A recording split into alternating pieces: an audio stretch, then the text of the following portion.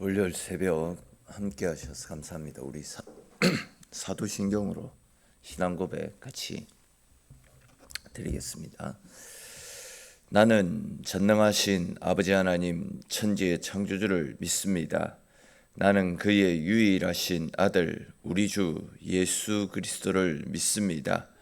그는 성령으로 잉태되어 동정녀 마리아에게서 나시고 본디오 빌라도에게 고난을 받아 십자가에 못 박혀 죽으시고 장사된 지 사흘 만에 죽은 자 가운데서 다시 살아나셨으며 하늘에 오르시어 전능하신 아버지 하나님 우편에 앉아 계시다가 거기로부터 살아있는 자와 죽은 자를 심판하러 오십니다. 나는 성령을 믿으며 거룩한 공교회와 성도의 교제와 죄를 용서받는 것과 몸의 부활과 영생을 믿습니다. 아멘. 찬송 같이 드리겠습니다. 찬송가 524장 같이 찬송 드리겠습니다.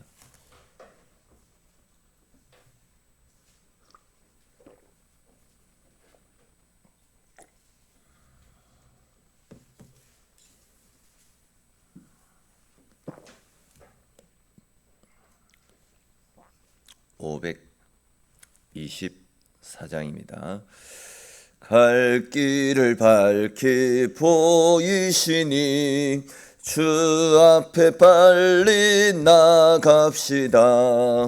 우리를 찾는 구주 예수 곧 오라 하시네. 죄악 벗은 우리 영혼은 기뻐 뛰며 주를 보겠네.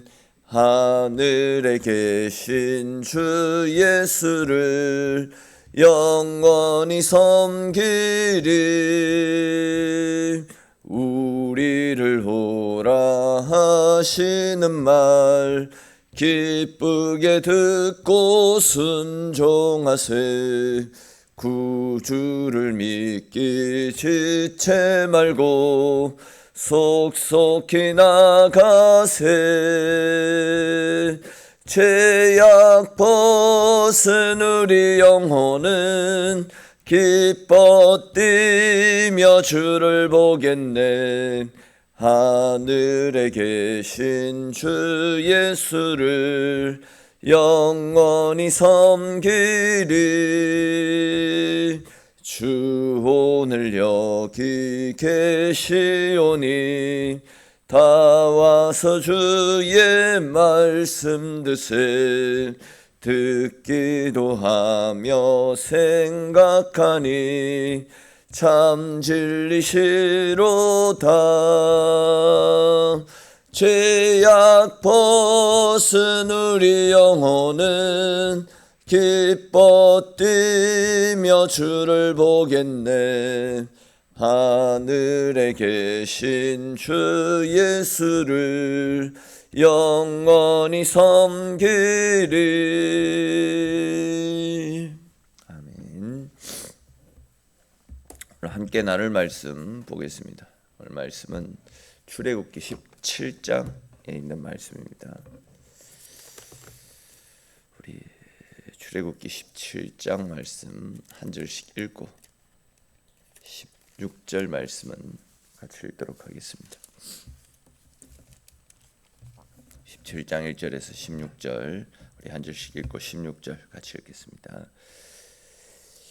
이스라엘 자손의 온 회중이 여호와의 명령대로 신광야에서 떠나 그 노정대로 행하여 르비딤의 장막을 쳤으나 백성이 마실 물이 없는지라.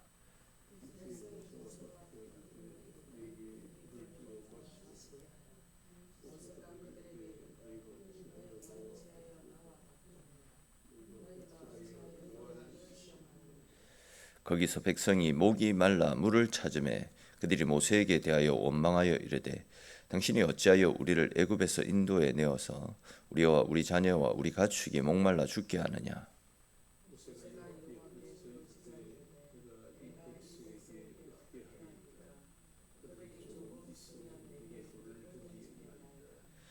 여호와께서 모세에게 이르시되 백성 앞을 지나서 이스라엘 장로들을 데리고 나일강을 치던 내 지팡이를 손에 잡고 가라.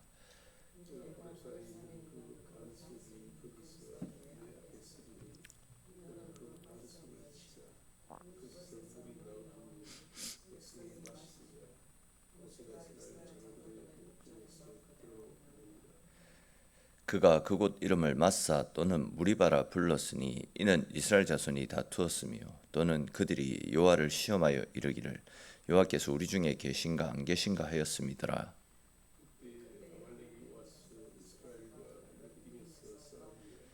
모세가 여호수아에게 이르되 우리를 위하여 사람들을 택하여 나가서 아말렉과 싸우라. 내가 내일 하나님의 지팡이를 손에 잡고 산 꼭대기에 서리라.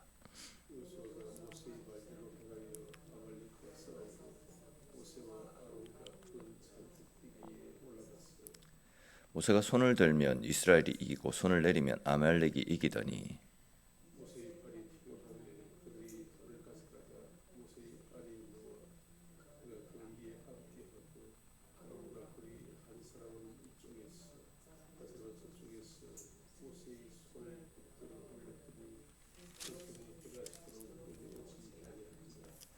여호수아가 칼날로 아말렉과 그 백성을 쳐서 무찌르니라.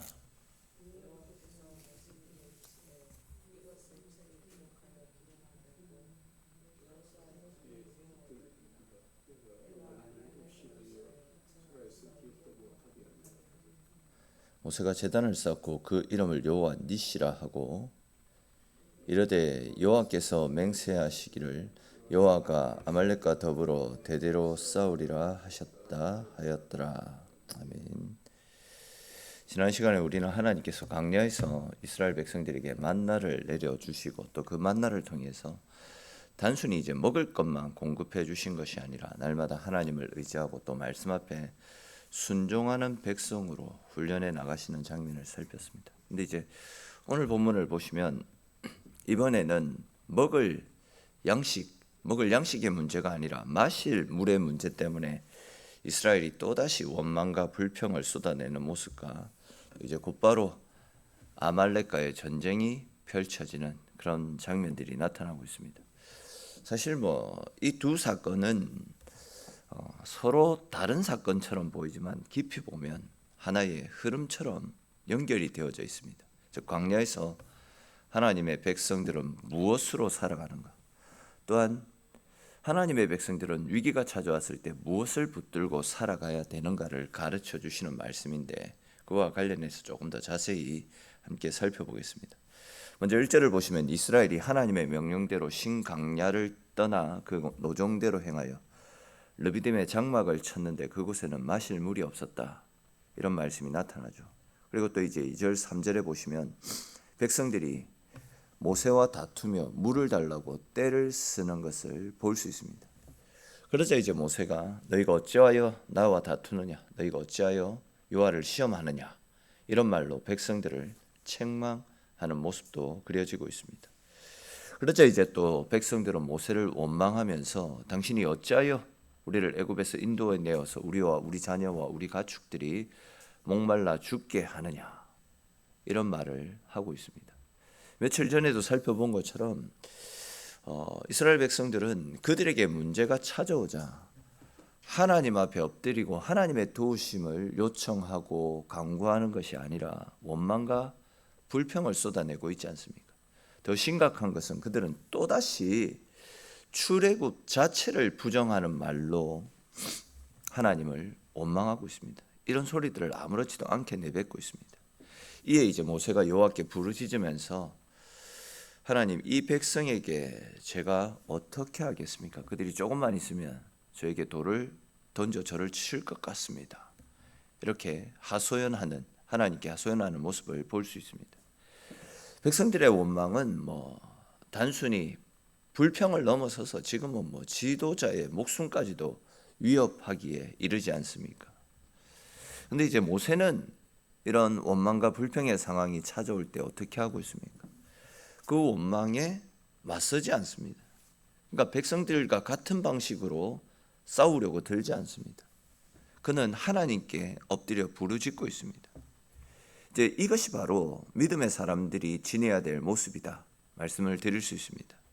사람의 원망을 사람에게 풀지 않습니다. 하나님 앞에 엎드려 하소연하고 있는 것입니다. 분노를 분노로 갚지 않고 그 분노를 하나님 앞에 가지고 나와서 하나님의 도우심을 구하며 간절히 엎드렸던 겁니다. 사실 우리도 살다 보면 뭐 가정에서든 교회에서든 삶의 자리에서든 억울한 일을 당할 때가 너무 많이 있습니다. 내가 만든 문제가 아닌데도 마치 내 책임처럼 비난을 받을 때가 있습니다. 그럴 때 본능적으로 변명하고 싶어집니다. 또 맞서고 싶고 상대의 잘못을 지적해서 상대를 깎아내림으로 내가 정당하다라는 것을 보여주고 싶은 마음들이 많이 있습니다. 그것이 인간의 본성이다 할 수 있습니다. 그런데 지금 모세는 그렇게 하지 않습니다. 억울할 때 오히려 하나님께 엎드립니다. 왜냐하면 이 문제는 단순하게 사람과 사람 사이에 감정적인 문제로 해결되어지는 것이 아니라 하나님의 절대적인 개입, 하나님의 만져주심의 은혜가 필요한 상황이기 때문입니다. 우리에게도 이런 모습들이 필요합니다. 즉 사람들의 원망, 불평의 소리에 무너져서는 안 됩니다. 억울한 일들 앞에서 즉각적으로 반응할 필요도 없습니다. 먼저 하나님께 나아가면 됩니다. 하나님께 묻고 하나님께 부르짖고 하나님 앞에 엎드리십시오. 사람들의 말에 휘둘리게 되면 내 마음이 무너집니다. 그게 동요하게 되면 내만 괴로워지게 됩니다. 그러나 하나님 앞에 엎드려 하나님을 찾으면 막힌 것 같은 상황 속에서도 하나님이 길을 열어주시고 피할 길을 또 베풀어 주시는 은혜를 누릴 수 있는 겁니다. 오늘 나눈 이 말씀처럼 사람의 원망을 사람에게 돌리지 말고 하나님께 올려드려서 하나님께서 열어주시는 방법으로 내 속에 있는 문제가 해결되어지고 또 억울함이 풀리고 하나님께서 허락해 주시는 마음의 평안과 마음의 기쁨을 누리면서 살아가는 저와 여러분들이 될 수 있기를 바랍니다. 또 이제 이어지는 5절 6절을 보시면 하나님께서 모세에게 이스라엘 장로들을 데리고 나일강을 치던 지팡이를 손에 잡고 가라 이렇게 말씀하시는 내용이 나타납니다. 그리고 이제 하나님께서 호렙산에 있는 그 반석에 다다르면 하나님께서 모세 앞에 서시겠다 이렇게 말씀하시는 것과 또 모세가 그 반석을 치면 물이 나오고 백성이 그 물을 마시게 될 것이다 이렇게 약속하시는 말씀이 나타납니다. 이러한 하나님의 말씀을 따라 모세가 반석을 치자 반석에서 물이 나왔습니다. 아시는 대로 반석은 물을 낼 수 있는 그런 주체가 되지 못합니다. 광야의 반석에서 물이 흐른다. 상식적으로 불가능한 일이다라고 할 수 있습니다. 근데 이제 하나님께서 함께 하시고 모세보다 앞서 서신 자리에서는 반석에서도 생수가 터져 나오는 하나님의 기적이 하나님의 은혜가 나타나게 되는 겁니다. 이것은 우리의 인생 역시도 마찬가지 아니겠습니까? 우리 인생 가운데도 분명히 반석 같은 자리가 있을 것입니다. 즉 딱딱하고 메마르고 아무 생명도 나오지 않을 것 같은 물 한 방울 나오지 않을 것 같은 진짜 메마른 상태, 딱딱하게 굳어있는 그런 힘든 상황이 찾아오게 될 것입니다. 그러나 보시면 하나님이 우리 앞에 서시면 상황이 완전히 달라지는 것을 볼 수 있습니다. 하나님께서 말씀하시니까 이 메마른 반석에서도 물이 새어나오지 않습니까? 하나님께서 손대시면 죽은 것 같은 자리에서도 생명의 은혜가 흘러나오게 되는 것입니다. 그러므로 여러분, 내 삶의 반석 같은 자리를 마음대로 포기하지 마십시오.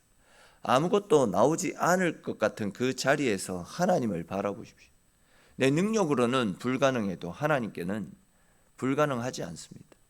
하나님께서 임하시는 곳에는 생수가 흐릅니다. 하나님께서 말씀하시는 곳에는 길이 열리게 됩니다. 그렇게 메마른 반석에서도 생수를 내시는 하나님을 붙잡고 언제나 믿음 가운데 주님과 함께하는 삶을 살아가시는 저와 여러분들이 되시기 바랍니다.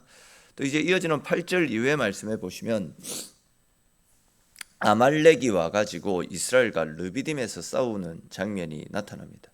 즉 아말렉이 이스라엘이 르비딤에서 일어났던 물 사건으로 인해 그러니까 이스라엘 안에 보이지 않는 내분이 일어난 틈을 이용해 가지고 이스라엘을 공격해 들어오는 것입니다.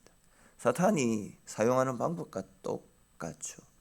교회를 혼란스럽게 한 다음에 그 혼란을 치고 들어와서 교회를 분열시키는 그런 사단의 방법과 똑같아 보시면 됩니다. 근데 보시면 모세가 여호수아에게 사람을 택하여 나가서 그러한 아말렉과 싸우라 그렇게 이야기합니다.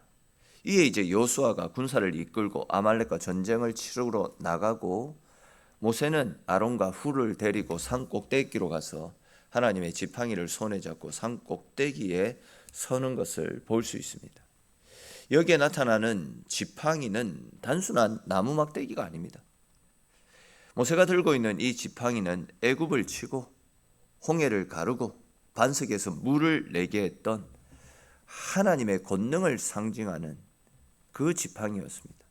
모세가 그 지팡이를 들고 산 위에 섰다라는 것은 결국 이 전쟁이 단순한 나라와 나라의 전쟁이 아니라 하나님의 권능을 의지하고 싸우는 전쟁임을 드러내는 표현입니다. 여러분, 우리 신앙 가운데도 오늘 말씀을 통해서 두 가지 중요한 사실을 발견할 수 있습니다. 여호수아처럼 현장에 나가서 싸우는 순종이 필요합니다. 여호수아가 용사가 아니었잖아요. 지금 전쟁에 나가는 사람들은 전쟁 경험이 없이 그냥 노예 생활만 하다가 종살이만 하다가 광야에 나와가지고 처음으로 이런 어려움을 겪고 있는 것 아닙니까? 용사도 아니고 훈련을 받은 사람들도 아닙니다. 근데 나가서 싸우라라고 하니까 사람들을 데리고 나가서 싸우는 겁니다. 이러한 순종이 필요하다라는 거죠. 또 한 가지는 모세처럼 산 위에서 하나님을 의지하는 기도가 필요합니다. 싸우지 않고 기도만 한다라고 해서 되는 것이 아닙니다. 또한 기도 없이 싸우기만 한다라고 해서 되는 것도 아닙니다. 하나님의 백성들은 현장에서 순종하며 싸우는 것도 필요하고 동시에 하나님께 두 손을 들고 기도하는 하나님을 의지하는 믿음도 필요합니다.